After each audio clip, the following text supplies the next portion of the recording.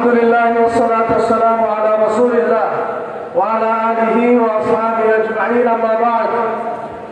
ইসলামী আন্দোলন বাংলাদেশ ঢাকা মহানগর উত্তর ও দক্ষিণ কর্তৃক আয়োজিত আজকের এই গণসমাবেশের সংগ্রামী প্রধান অতিথি ইসলামী আন্দোলন বাংলাদেশের মোহতারাম আমির মুফতি সৈয়দ মোহাম্মদ রেজাউল করিম চরমোনাই, উপস্থিত সংগ্রামী নায়েব আমির, উপস্থিত সংগ্রামী মহাসচিব, অন্যান্য জাতীয় নেতৃবৃন্দ, নগর নেতৃবৃন্দ, সমবেত আমার নগরবাসী ভাই বন্ধুগণ, প্রিয় ভাইরা আমার, আমরা যদি বলি 1971 সালের স্বাধীনতা যুদ্ধ এবং আমাদের বিজয় ছিল 1 সাগর রক্তের বিনিময়, তাহলে আমরা বলতে পারি এই 24-এর স্বাধীনতা আন্দোলন এটা হয়েছে 1 নদী রক্তের বিনিময়ে।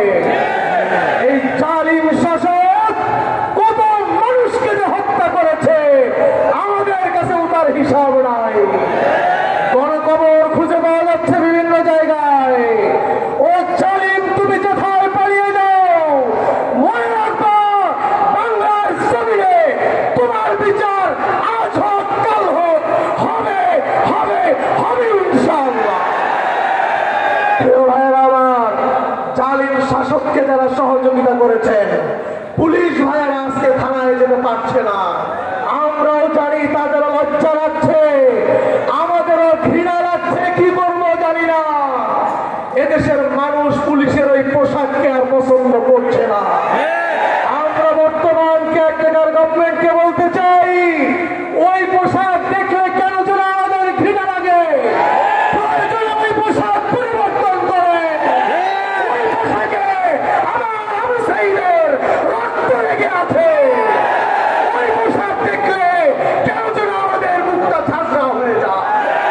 প্রয়োজনে পোশাক পরিবর্তন করে। আর যারা সেদিন আমার ভাইদেরকে গুলি করেছে, এ সকল পুলিশ ভাইরা করেছে, আপনারা চাকরিতে আপনাদের জয়েন করা দরকার নাই, বিদায় নিয়ে যান, পালিয়ে যান আপনারা। আপনাদেরকে আমরা দেখতে চাই না।